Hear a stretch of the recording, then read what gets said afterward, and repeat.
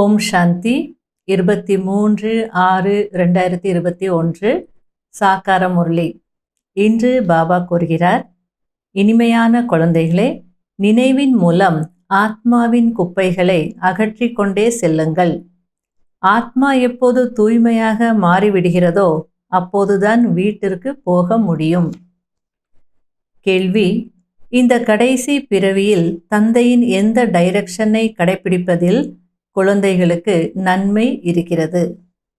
பதில்: இனிமையான குழந்தைகளே, இந்த கடைசி பிறவியில் தந்தையிடம் இருந்து முழு ஆஸ்தியையும் பெற்றுக்கொள்ளுங்கள் என்று தந்தை சொல்கிறார். புத்தியை வெளியில் அலைய விடாதீர்கள், விஷத்தை விட்டு அமிர்தத்தை பருகுங்கள். இந்த கடைசி பிறவியில்தான் நீங்கள் 63 பிறவிகளின் பழக்கங்களை விட வேண்டும். ஆகையால் இரவு பகலாக உழைத்து ஆத்ம அபிமானி ஆகுங்கள். இந்த முரளில பாபா குழந்தைகள் சொர்க்கத்தை பார்த்துட்டாங்க, ஆகையால் இந்த துக்க உலகத்திலேருந்து எங்களை சீக்கிரமாக அழைச்சிட்டு போங்க பாபா அப்படின்னு கேட்குறாங்க. அதற்கு பாபா சொல்கிறார், இன்னும் கொஞ்ச நாள் மட்டுமே இருக்குது, நீங்கள் தூய்மை ஆகணும், அதுக்கு பாபாவை நினைக்கணும். யார் நல்ல நிச்சய புத்தியுடையவர்களோ அவங்க பாபாவை மறக்க மாட்டாங்க அப்படின்னு புரிய வைக்கிறார். எல்லாருமே சாந்தி தாமத்திற்கு திரும்பி போகணும், தண்டனை அடைந்தாவது போய்தான் தீரணும். ஆனால் உயர்ந்த பதவி அடையணும் அப்படின்னா அதுக்கு நல்ல முயற்சி செய்யணும். மற்றபடி தூய்மையாக மாறாமல் யாரும் தூய்மையான உலகத்திற்கு போக முடியாது அப்படின்றார். சத்தியுகத்தில் ஒவ்வொரு பொருளும் சத்தோ பிரதானமாக இருக்கும். இங்கே இருக்கிற மாதிரி நிறைய பறவைகள் விலங்குகள் எல்லாம் இருக்காது. இங்கே கூட பெரிய பெரிய மனிதர்கள் வசிக்கக்கூடிய இடம் எவ்வளோ சுத்தமாக இருக்கும், அவங்களுடைய வீடுகள் எவ்வளோ நல்லா இருக்கும், ஃபர்னிச்சர் எல்லாம் எவ்வளோ ஃபஸ்ட் கிளாஸாக இருக்கும். அதுபோல் நீங்களும் பெரிய மனிதர்கள் தேவதைகளாக மாறப்போகிறீங்க.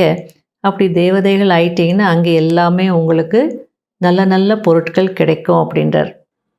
இங்கே எப்படி செங்கல் எல்லாம் கொட்டி கிடைக்குமோ அதுபோல் சத்தியுகத்தில் தங்க செங்கல்கள் கொட்டி கிடைக்கும் அப்படின்றார். 63 பிறவிகள் நீங்கள் தேக அபிமானத்தில் இருக்கிறீங்க. இப்போ இந்த ஒரு பிறவியில் அந்த அரை கல்பத்தின் பழக்கத்தை அழிக்கணும் அப்படின்றார். வரதானத்தில் பாபா அழகா சர்வோத்தம முயற்சியாளர்கள் யார் அப்படின்றது புரிய வச்சிருக்கிறார். நினைப்பது, சொல்வது, செய்வது இந்த மூன்றும் சமமாக இருக்கணும். நம்முடைய ஒவ்வொரு கர்மத்திலும் அந்த ஃபரிஷ்தா தன்மை தெரியணும், அலௌகீக தன்மை இருக்கணும்னு புரிய வைக்கிறார். நம்ம படிப்பினையினுடைய சாரமே இதுதான்.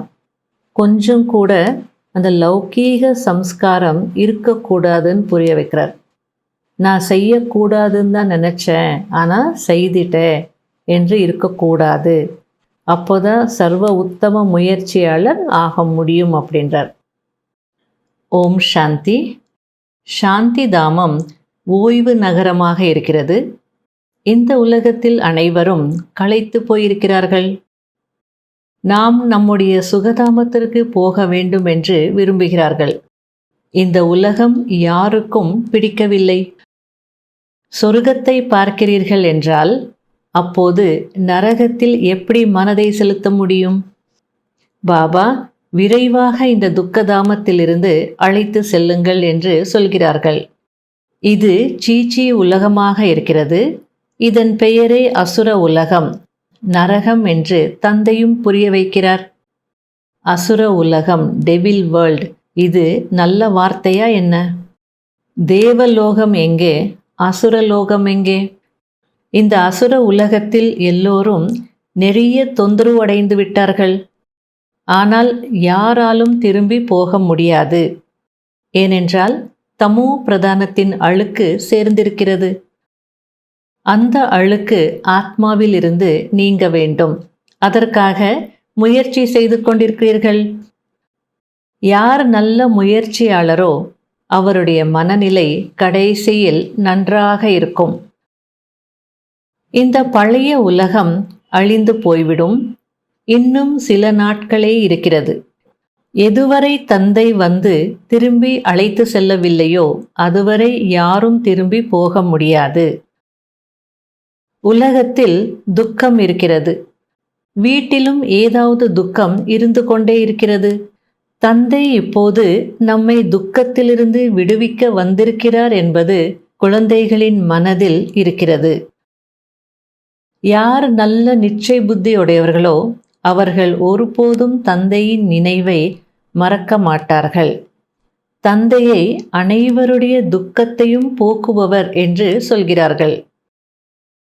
யார் ஸ்ரீமத் படி நடக்கிறார்களோ அவர்களே உயர்ந்த பதவி அடைய முடியும்.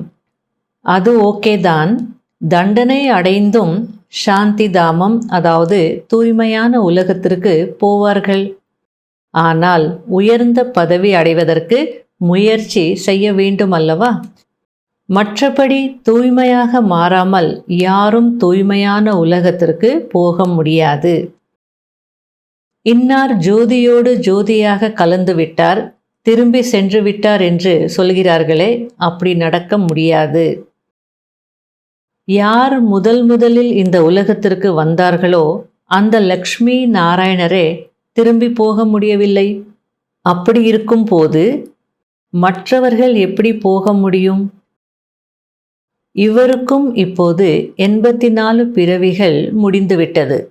இப்போது போகுவதற்காக தவம் செய்து கொண்டிருக்கிறார். இது உங்களுடைய உத்தம சரீரம். இதன் மூலம் நீங்கள் சொர்க்கத்தின் ஆஸ்தி அடைய முடியும். எனவே இப்போது வேறு எந்த பக்கமும் அலையாதீர்கள்.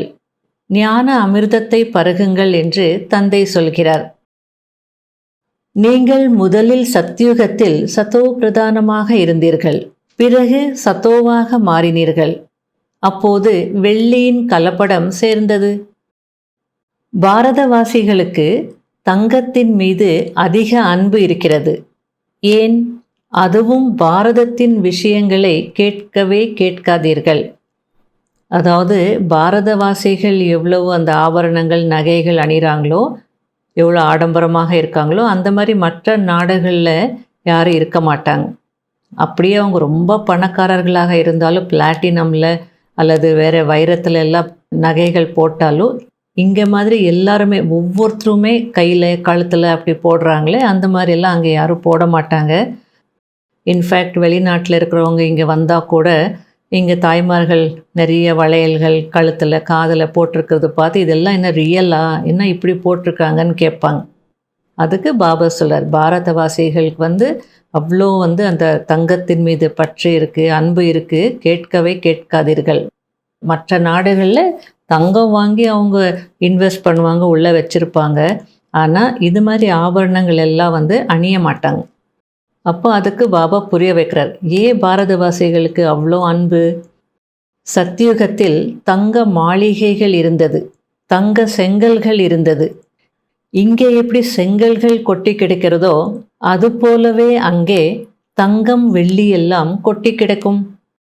பாபா எப்போது நாங்கள் சுகதாமம் செல்வோம், விரைந்து அழைத்து செல்லுங்கள் என்று சொல்கிறார்கள். பொறுமையாக இருங்கள். முதலில் நீங்கள் யோக பலத்தினால் உங்களுடைய குப்பைகளை வெளியேற்றுங்கள். யோகத்தின் யாத்திரையில் இருங்கள் என்று தந்தை சொல்கிறார். சத்தியுகத்தில் ஒவ்வொரு பொருளும் சத்தோ பிரதானமாக இருக்கும் என்பது உங்களுக்கு தெரியும். இங்கே எண்ணற்ற பறவைகள் விலங்குகள் இருக்கிறது, அங்கே அவ்வளவு இருக்காது. பெரிய பெரிய மனிதர்கள் இருக்கும் இடம் மிகவும் சுத்தமாக இருக்கும். அவர்கள் வசிக்கும் இடம், ஃபர்னிச்சர் போன்ற அனைத்தும் நன்றாக இருக்கும். நீங்களும் உயர்ந்த தேவதைகளாக மாறுகிறீர்கள். அங்கே அப்படிப்பட்ட எந்த சீச்சி பொருளும் இருக்க முடியாது. இங்கே கொசுக்கள் போன்றவை அநேக விதமான வியாதிகளை பரப்புகிறது. எவ்வளவு குப்பைகள் இருக்கிறது. சத்தியுகத்தில் மக்கள் மிகவும் குறைவாக இருப்பார்கள்.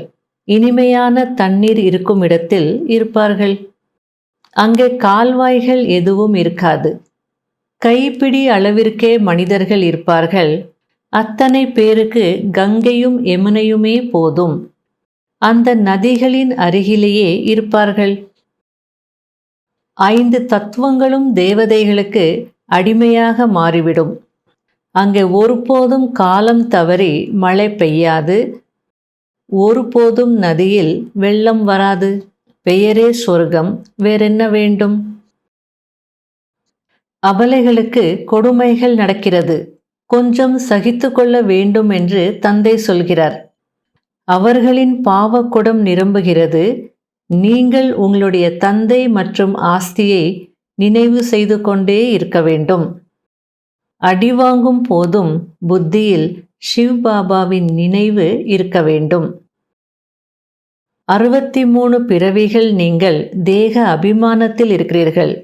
இப்போது இந்த ஒரு பிறவியில் அந்த அரை கல்பத்தின் பழக்கத்தை அழிக்க வேண்டும். நாம் ஆத்ம அபிமானி ஆகுவதினால் சொர்க்கத்திற்கு எஜமானர் ஆகிறோம் என்பது உங்களுக்கு தெரியும். எவ்வளவு உயர்ந்த பிராப்தி! சிவ் பாபா முழுமையான அனுபவசாலியை ரதமாக எடுத்திருக்கிறார். இவர் எல்லாவற்றையும் அனுபவம் செய்திருக்கிறார். கிராமத்து சிறுவனாகவும் இருந்தார். 10 அணாவிற்கு 40 கிலோ தானியத்தை விற்று கொண்டிருந்தார். இப்போது பாருங்கள், உலகத்திற்கே எஜமானர் ஆகிறார். முற்றிலும் கிராமத்தானாக இருந்தார். பிறகு எப்படி வளர்ச்சி ஏற்பட்டது என்றால், ஒரேயடியாக நகை தொழிலில் ஈடுபட்டு விட்டார். அவ்வளவுதான். பிறகு நகை வியாபாரம் மட்டுமே செய்தார். ஆனால் இது உண்மையான ரத்தினங்கள். இது ராயல் வியாபாரமாக இருக்கிறது. பாபா மிகுந்த அனுபவி. பிரம்மா பாபா வைஸ்ராய் போன்றவர்களின் வீடுகளுக்கு தன்னுடைய வீடு போல சென்று வந்தார். ஆனால் இதற்கு அழியாத ஞான ரத்தினங்கள் என்று சொல்லப்படுகிறது. எந்த அளவிற்கு இதை புத்தியில் தாரணை செய்கிறீர்களோ அந்த அளவிற்கு நீங்கள் பல கோடி மடங்கு கோடீஸ்வரர் ஆவீர்கள். ஸ்ரீமத் உயர்ந்ததிலும் உயர்ந்த வழி, ஒரு தந்தையினுடைய வழி. தந்தையின் வழிப்படி நடந்துதான் இந்த லக்ஷ்மி நாராயணர் சொர்க்கத்தின் எஜமானர் ஆனார்கள். மாதேஸ்வரி அவர்களின் வாழ்க்கையின் முக்கிய தாரணைகள். 23வது பாயிண்ட். மம்மா சதா தன்னுடைய சுய தர்மம் சாந்தியில் நிலைத்திருந்தார். பாபா என்ன சொன்னாலும் மம்மாவின் புத்தி அதை ஏற்றுக்கொண்டது.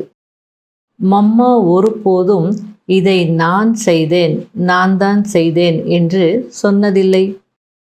சதா பாபாவின் பக்கம் செய்கை காட்டினார். நான் குழந்தை, அவர் தாய் தந்தை. அந்த அளவிற்கு மம்மா அகங்காரமற்றவராக இருந்தார். இதுபோல நாமும் மம்மாவை போன்று அகங்காரமற்றவர்களாக ஆக வேண்டும். தனது சாந்தி சுய தர்மத்தை ஒருபோதும் விட்டுவிடக் கூடாது. கடைபிடிக்க வேண்டிய முக்கியமான சாராம்சம். முதல் பாயிண்ட். இந்த ஒரு பிறவியில் 63 பிறவிகளின் பழைய தேக அபிமானத்தின் பழக்கங்களை நீக்குவதற்கு உழைக்க வேண்டும். ஆத்ம அபிமானியாகி சொர்க்கத்தின் எஜமானர் ஆக வேண்டும். 2வது பாயிண்ட். இந்த வைரம் போன்ற உத்தமமான பிறவியில் புத்தியை அலைய விடாதீர்கள். சதோ பிரதானமாக மாற வேண்டும். கொடுமைகளை சகித்து கொண்டு தந்தையிடமிருந்து ஆஸ்தியை முழுமையாக பெற வேண்டும். வரதானம். நினைப்பது, சொல்வது, செய்வது இந்த 3ஐயும் சமமாக மாற்றக்கூடிய சர்வ உத்தம முயற்சியாளர் ஆகுங்கள். எந்த கர்மமாக இருந்தாலும் பார்ப்பது, அமர்வது, நடப்பது, உறங்குவது என அனைத்திலும் ஃபரிஷ்தா தன்மை தெரிய வேண்டும். ஒவ்வொரு கர்மத்திலும் அலௌகீக தன்மை இருக்க வேண்டும்.